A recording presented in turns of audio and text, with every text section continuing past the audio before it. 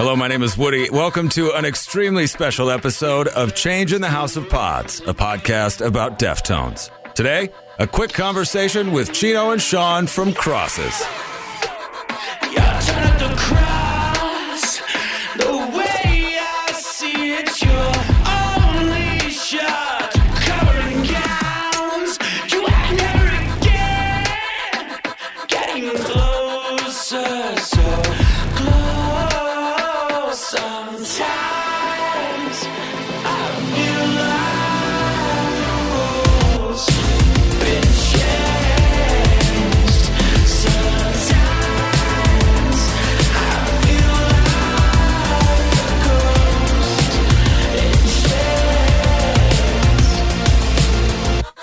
That, of course, is Invisible Hand, the latest from Crosses. Their new album, Goodnight, God Bless, I Love You, Delete, is out this Friday, October 13th, and it's incredible. Flawless. It's cinematic, it's epic, yet understated. It's like being transported to a post-apocalyptic cyberpunk love story.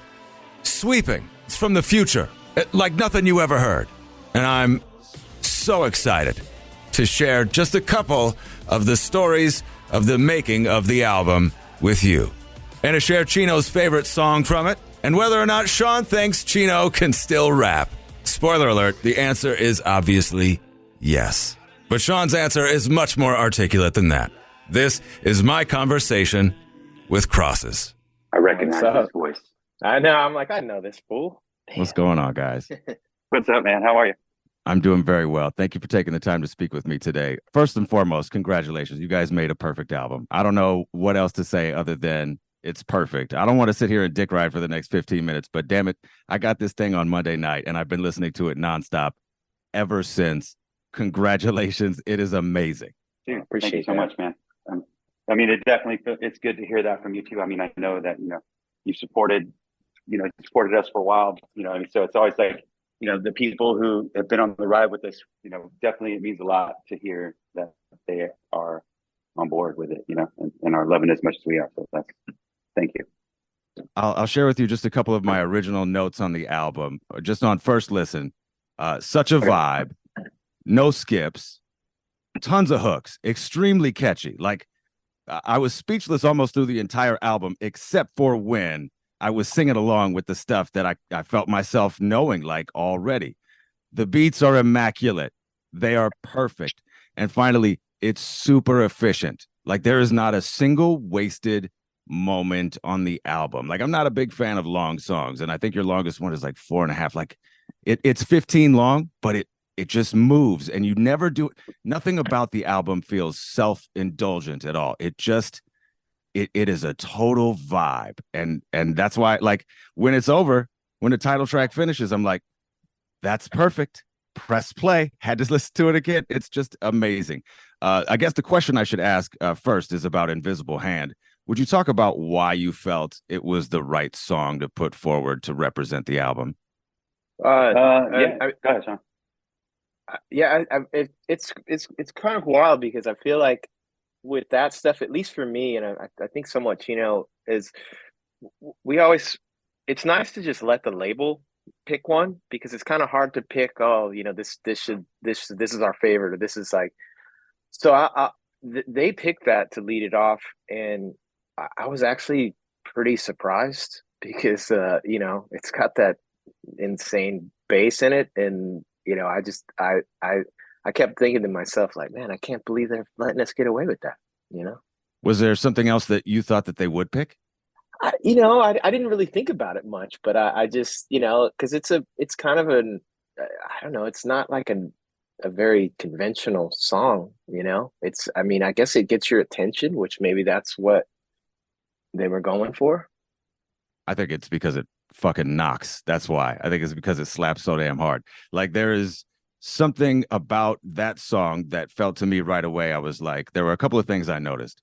Wow, this is wild. Like the sounds that are moving from left to right, and then when the bass kicks and it cuts so hard, it's because it knocks. This entire album is not an album that's for like whack speakers. This is like an audio experience. But I feel like the rest of the album, is not maybe as heavy, I guess, for lack of a better. I mean, there's a couple of them as Invisible Hand, and that was also very surprising and fun to discover. Can you talk about mixing this album and how you managed to find such to reach this? How you managed to reach this full, like, sounds are coming from below, up top, left to right. It's really, like I said, an experience. Can you talk about the mixing and what you were hoping to achieve with this final sound?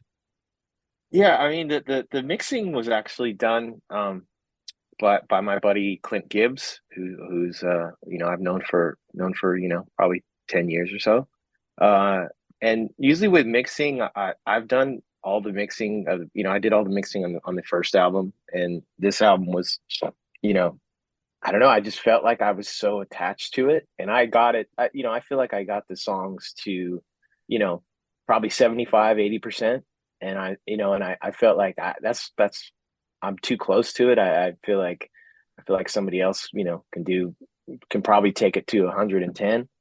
And you know, and that's what he did. It's like that he didn't, you know, change the sound that, you know, much, but he just brought it to another level. And that's, you know, I'm so glad I let go of that, you know, because I think in the end it made it so much better.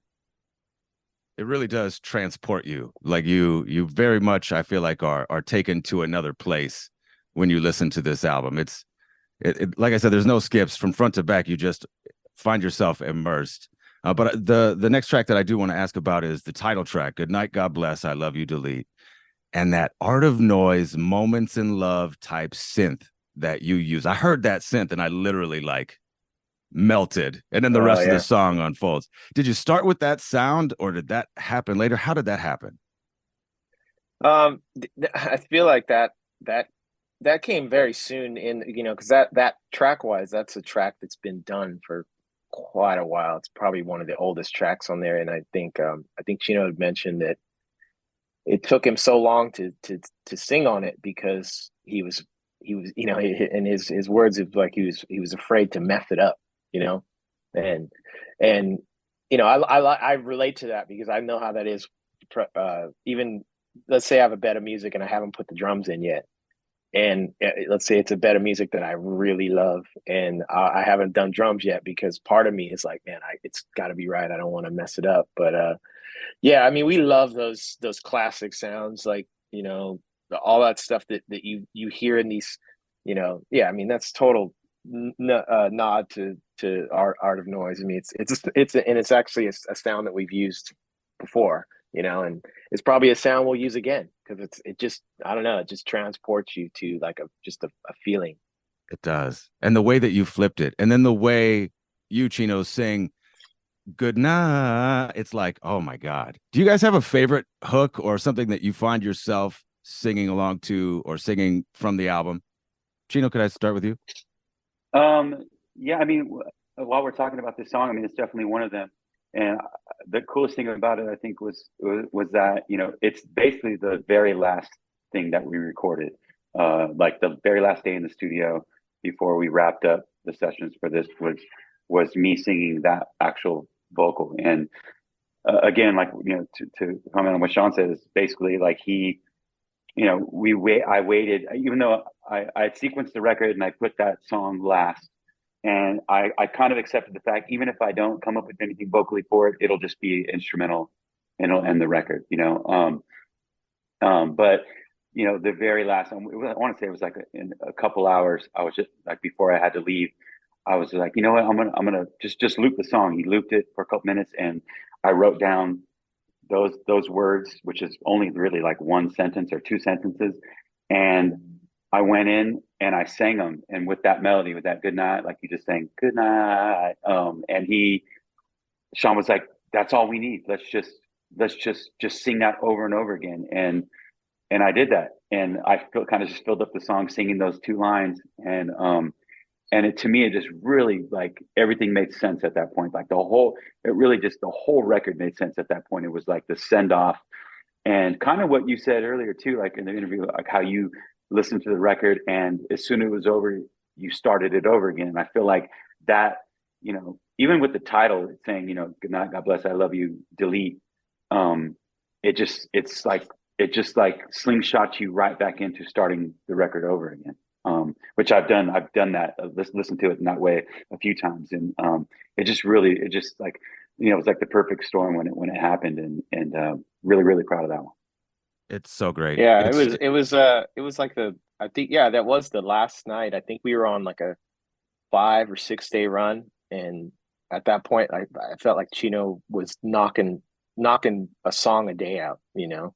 Wow. And it's funny because I'm always, you know, I always have a camera going in here filming, you know, trying to capture pet magic. And for some reason, when I was looking at footage of us like finishing that song, for some reason the lights were all red in here and they were really low. Like, and it just kind of like watching that stuff back when I was looking at it, I was like, man, that's just it was a vibe that was going on, man. It was just like one of those moments. I love that. I think that's a wonderful picture. And I want to talk about how prolific you've been, but you've sort of touched on that in other conversations. So I've just got a couple of more questions that I want to touch on. Grace, so pretty. What a beautiful song, and so subtle, that nuance. And it's all just there to lift your voice, Chino. Can you guys just talk about briefly about the making of that song, or maybe just any sort of words that you have about that song? That's my favorite song on the record right now. The other day I kind of was listening through and that song came on, and, you know, I had my headphones on. So obviously it was, you know, having the experience of like just really being immersed in it. And yeah, that song was sort of one of those ones that usually my favorite songs are ones that I feel like they kind of write themselves. And that one, you know, lyrically, just like I don't remember writing it. It just like, it was that kind of vibe where it just sort of like, I don't know how it happened, but you know, and I remember the day that I actually sang that was kind of crazy because this was actually probably a couple of years ago. And that day, I think Shaun might have been kind of annoyed because we had like a lot of guests in the studio that day. And usually it's always just pretty much me and him and there. But that day it was like, I feel like it was like a Saturday or something like that, or maybe a Sunday. And I had made plans with a few, you know, other friends, and it ended up just like realizing that we had to get work done. So I was like, I'll just invite them to the studio instead. Well, you know, they could just come hang out while we work.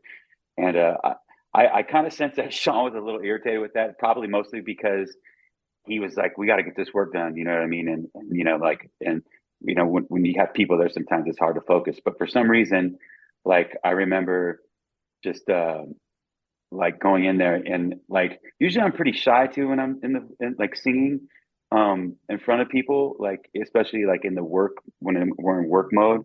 And I just felt so confident, I think, just about that song, about the lyrics and everything. And I remember while I was singing it though, like feeling to myself like, wow, this is really good, you know, and feeling very proud, like accomplished of it. And like I said, it's probably, you know, right now it's probably one of my favorite tunes on the record for sure.